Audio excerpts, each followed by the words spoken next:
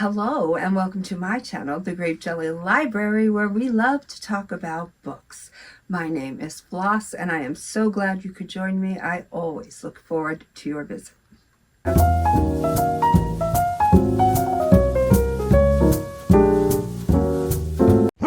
Today is my video of gratitude. I waited a little bit just to make sure that my subscriber numbers didn't tank.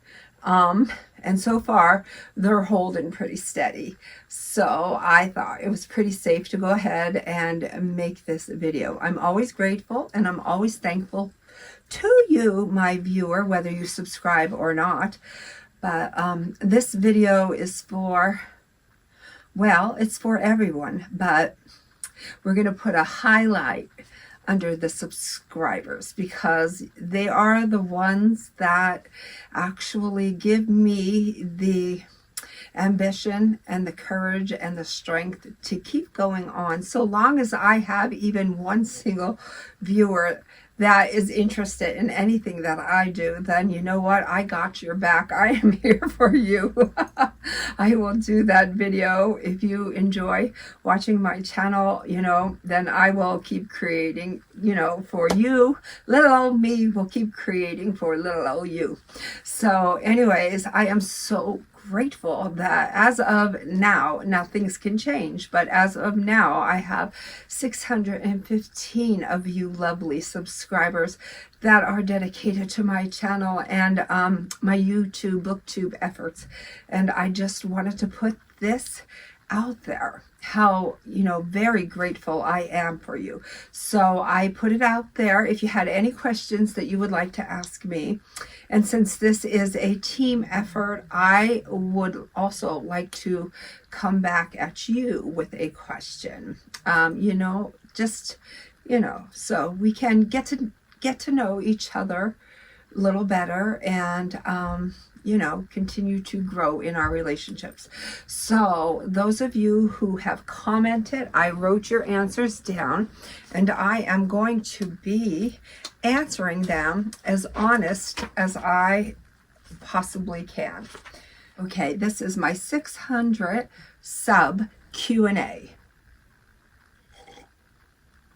And because of you, I was able to curate one. So again, thank you. All right, let me take these off so I can see what I'm reading. Okay, here we go.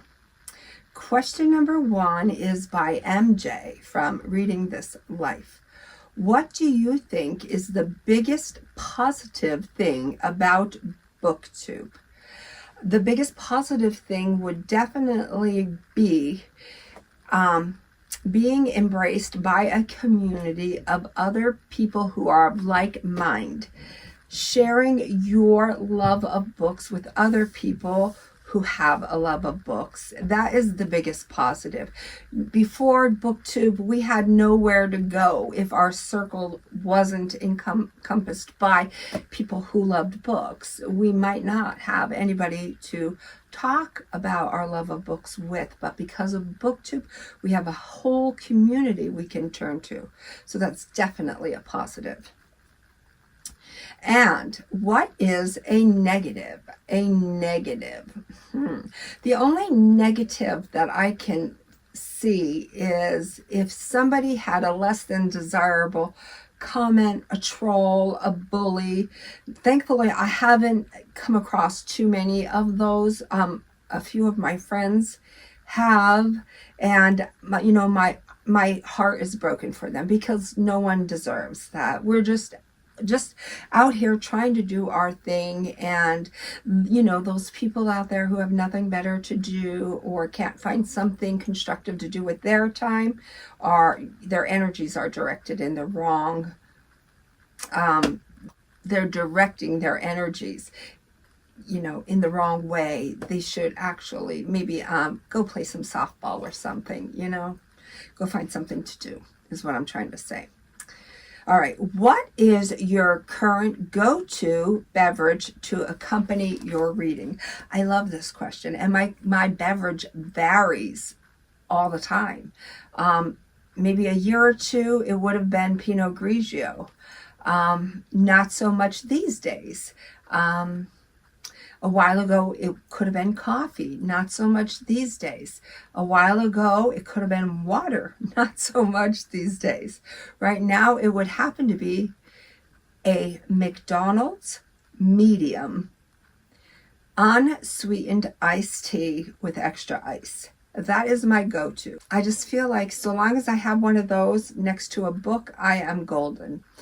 My new discovery is Starbucks has a lavender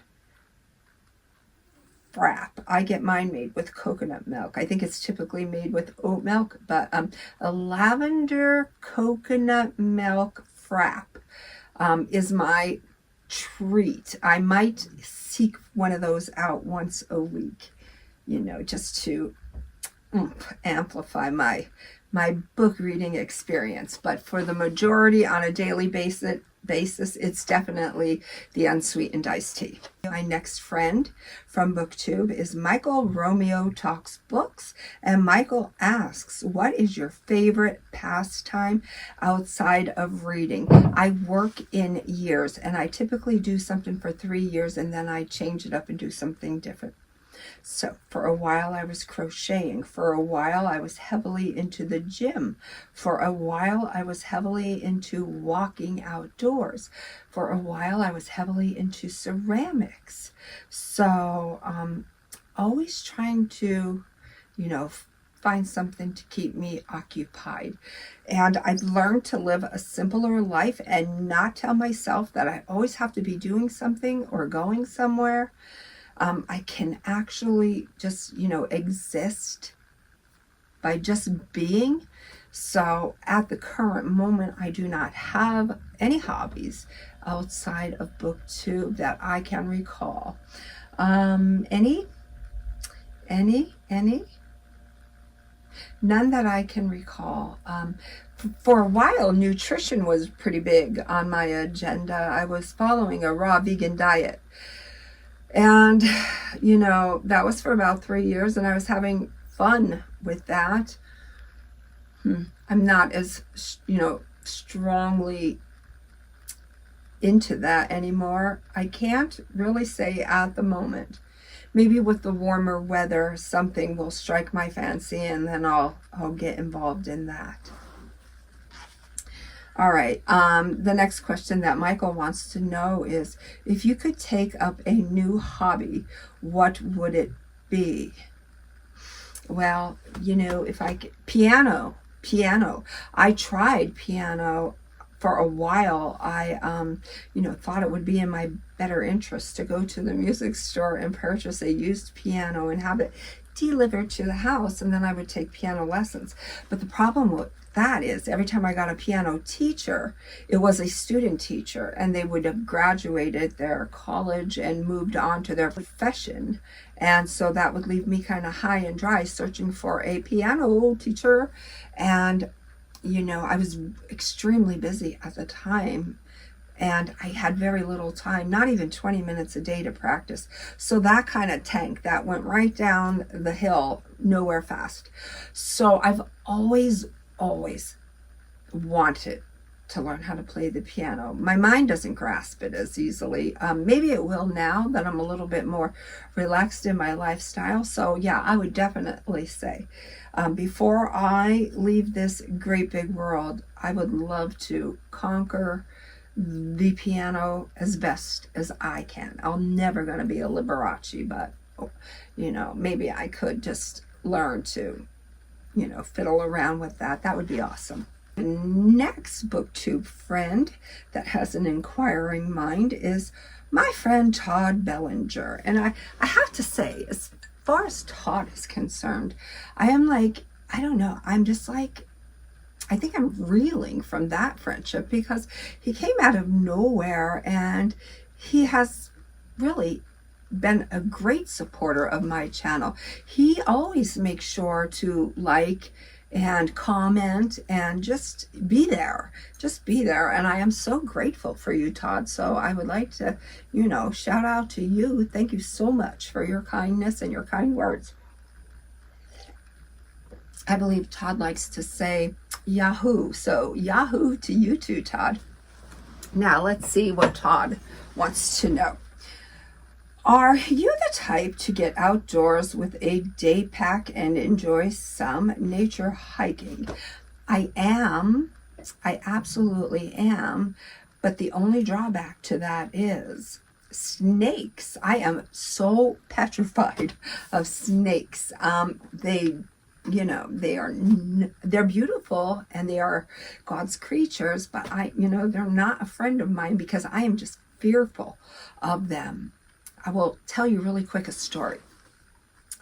My child was 5 years old and I decided to take him on a walk because it was a beautiful sunny evening, and we were walking under a bridge at some point, and I was holding my son's hand, and under the bridge was a concrete slope, and I thought it would be fun to just like run up and down and up and down. And at one point when we ran up, I started to hear like a rattle, and it didn't immediately dawn on me what it was until it did. And then it was instant. And I just, said, run.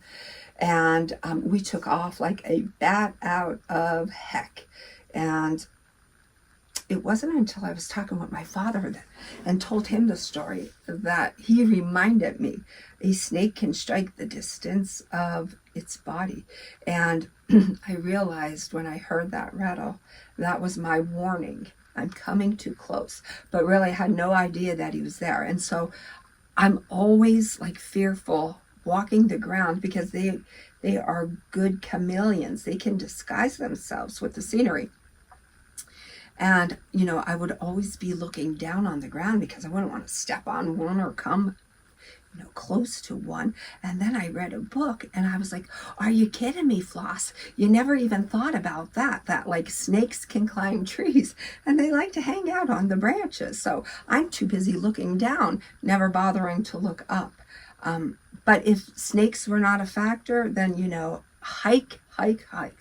I love when I see the pictures of the people hiking these stairs that are like, 3,000 steps long. I would love to do that one day. That would just be like totally awesome. What was your favorite toy when you were just a little girl that you can remember? Not games. Okay, well, that is pretty easy to me. The toy that fascinated me the most was the Evel Knievel. Put him on his motorcycle, wind him up, and then watch him go. He did wheelies. He jumped over whatever obstacles you put down, if you put Matchbox cars down or Barbie dolls or whatever. The Barbie, Malibu Barbie minivan, Evel could jump that. And so more so than the Barbie, Evel held my attention. There was never a time that Evel Knievel was on television that, I wasn't sitting right on top of it watching him. So it would just make sense that toy would be my favorite. Although there were a lot of good ones. Stretch Armstrong, Sucker Man, there's a lot of the Green Machine. I loved that thing. There was a lot, so many.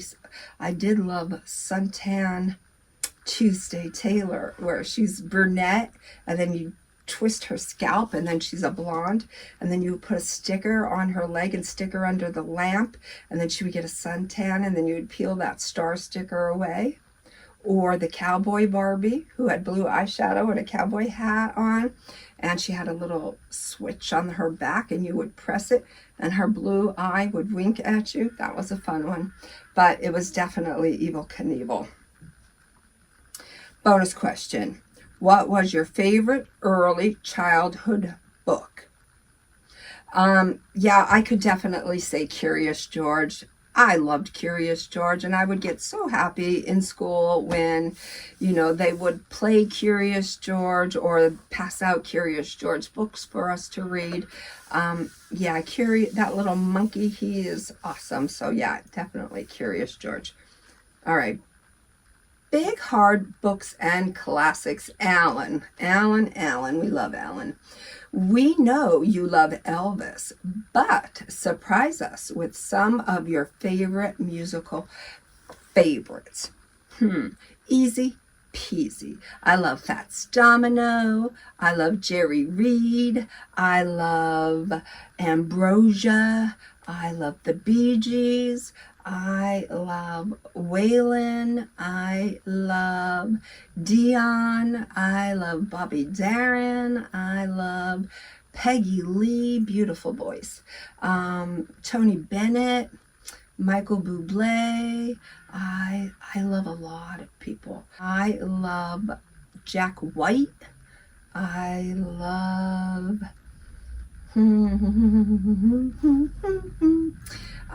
I used to love Van Halen, Tom Petty, CCR.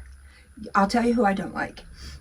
Classic rock. I'm not a big classic rock fan, and I am not a big fan of the 80s music or the 60s, but I love the 50s and I love the 70s, and I love, the fun songs of the 80s, like Eddie Murphy's My Girl Wants to Party All the Time, or Pac-Man Fever. I love that silly kind of stuff. That's always fun to me. But basically, my music, I love groove. I love beats. I love anything you can dance to, or anything that when it comes on, you just find yourself involuntarily moving because, the rhythm and the beats just get a hold of you. They're always my favorite kinds of songs and music. So it's pretty varied, but then again, I'm pretty picky too. Book Chat with Pat. She is my newest booktube friend, and I love her channel and I love her. Who inspires you? Well, I'm all about the cool. So obviously Elvis Presley is, my number one. I love the capes and the jewelry and the jewels and the guns and the karate and the glasses and just all of that. And I love cool people like Evel Knievel, where a lot of people would say he has marbles up here, but he really doesn't, because he built his own little empire. You might say out of stupidity. No, I don't say that. I say because he had the I don't want to say that word, but he had the guts to go out there and, risk it. And he did it. He broke a lot of bones, but he did it. And I said to my son, when I am gone and you need motherly advice, just channel an Evel Knievel interview, and whatever that man says, just do, because he is just so smart. I love my father. My father is a terrific idol of mine. He survived Vietnam, and he's always happy and good attitude and just fun guy to be around. Yeah, and he tells it like it is. So I do admire that. And then of course, Arthur Fonzarelli, because he's just cool mundo. Let me see here. Okay. The next part of that question is, you always give off such positive, warm, and friendly vibes. What helps you to be so positive? All right. My greatest answer I can give to that is, my father was in Vietnam when he was 17 and 18, and he was shot twice. He has 2 Purple Hearts. He did not come home from Vietnam for me to take that for granted. I am here because of him, and I will not spend one single day of my life being miserable, being a not nice human being. No, every opportunity that I have to smile or laugh or be happy, I'm taking it, because I owe that to the man that survived Vietnam and put me here. I will not take it for granted. Okay. Do you like to travel? No, no. And I'm going to tell you why. Because to travel, you have to get into some sort of transportation, a vehicle, a plane, a train, what have you. And it's going to take a few hours. And I don't want to give up those few hours.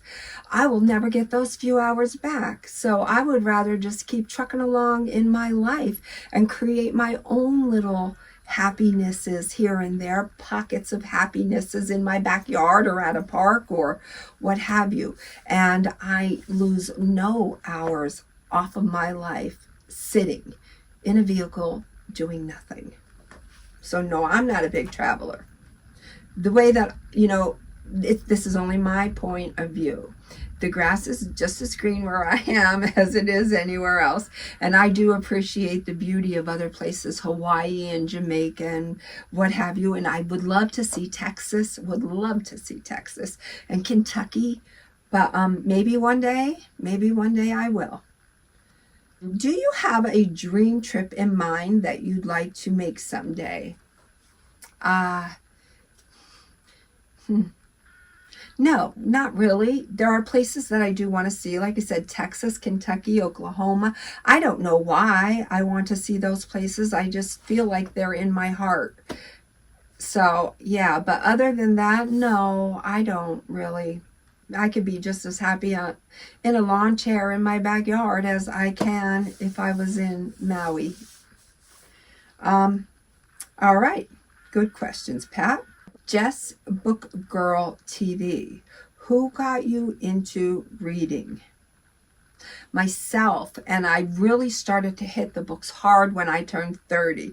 When I turned 30, I thought, it's time to get serious, become an adult, and what do adults do? They read. So I need to take myself to a bookstore and check out a book, and that's exactly what I did, and I have been reading ever since. What book were you excited to read, but it turned out disappointing to you? Oh, brothers. That's a good question. Oh, my goodness. What am I going to do? What am I going to say? I don't want to say 1984 because I really was excited to read that book, but I was disappointed with it. So I guess I'm going to go with that. It actually turned out to be a book that I do not like in the least. Okay. Kelly reads a lot, wants to know. Floss, what is your favorite comfort read? It's a memoir. Any kind of memoir is a comfort read to me because I take solace in other people's experiences, because sooner or later our paths are going to cross in the shape of our life experiences. So let's just say that I had to go to the doctors and, get surgery or something. Because I've read a memoir of somebody who had a similar situation, I'm able to recall it and draw my strength from that person to help me get it through. So always my comfort is in the story of another human being. Do you have a favorite childhood novel? I don't. That's because, other than The Curious George, that's because I didn't do a lot of reading as a child. I did more playing than I did reading. I was oftentimes found outdoors more so than I would be found indoors. What is your favorite series? So since I didn't read a lot as a child, and I don't tend to gravitate towards series, I am absolutely going to say 100%. When my child was in grade school, from the time he was born, we made sure to, make sure he was well stocked with books. And at that time, there was a series, Goosebumps, and I just loved it. I thought, I think I was just as excited when a new book came out, or a new episode on the television came out as he was, because I just thought it was fun and cool. And I think I was living vicariously through him, since I missed that part of my childhood. I was able to like relive it and experience it through him. So goosebumps. Do you have a favorite booktube memory? I do, and I will post the link in the description. My favorite booktube memory is when I first started my channel, and my friend since 9th grade, she wanted to get together and spend some time. So she came over, and it was so fun because we ate crackers and cheese and olives, and we painted on canvas, and we drank the wine, and then we came up to the library and we did a video, and we answered some pretty honest questions there pertaining to friends. And she's just such a lovely person, so fun to be around. And you know, that day just reminded me of how very much I absolutely just love and adore her. So yeah, that I'm gonna have to say that one. Crazy Pagan Girl wants to know, what is your definition of happiness? Happiness to me is sunshine and butterflies and bumblebees and dandelions and salads, you know, good, healthy eating, foods that make you feel good, you know, after you're done. You don't feel sluggish or lazy. You actually have energy. You can go out in the parking lot and do cartwheels. That makes me happy. Walks make me happy. Skipping ropes, hula hooping, roller skating, silly little things make me happy. And I think, you know, my granddaughter, oh my goodness, does she bring me such happiness. And one of the biggest forms of happiness to me on a daily basis is music. Music makes me happy. All right, so now I have answered, I believe, have I? Oh, no. And the second part of that question is, what is your hidden talent? I'm going to say, could say decorating, but I don't think that's hidden. I think that's kind of obvious. Quite often I even take myself aback, like, did I just create that? So I don't think that's hidden, but I absolutely do think a hidden talent of mine is drawing, art. I would always say I'm no good at art, but the older I get and the more things that I do, I find that, you know what, I really am good at art, and I don't give myself enough credit for that. And I find that when I have a drink of wine and I play some music, all my inhibitions go right out the window, and I am able to just create masterpieces in my own world, my own mind, because, I have no inhibitions. I think the wine takes it all away, and the music puts me in such a good mood that I don't think about anything but happiness and, what I'm creating. And then that would definitely lead me to believe that that would be a hidden talent of mine. So yeah, definitely. Okay, now I've answered all the questions, and I need to come at you with some questions. So here we go. MJ, what is your favorite beverage that you are currently enjoying? Michael from Michael Romeo Talks Books, if you could take up a new hobby, what would you choose? Todd, what was your favorite toy growing up? And are you are the type to get outdoors with a day pack and enjoy some nature hiking. What is in your day pack? Alan from Big Hard Books and Classics, we know that I love Elvis, but who do you love? Book Chat with Pat, do you like to travel? And if so, what would be your ideal dream destination. Jess Book Girl TV, what was a book that you thought you would enjoy but turned out to be disappointing? Kelly reads a lot. Kelly. Do you have a favorite booktube memory? I love when Kelly goes out in her backyard in the chilly weather, because, you know, I don't know. I'm in the house snugly warm, but she's out there in that cold weather, and I appreciate it so much because, you know what? She makes me want to get outdoors. So, yeah. Okay, Kelly, what is your favorite booktube memory? And Crazy Pagan Girl, what is your definition of happiness? Did I get them all? I believe that we have. So in closing, I would like to say thank you so much for spending this time with me.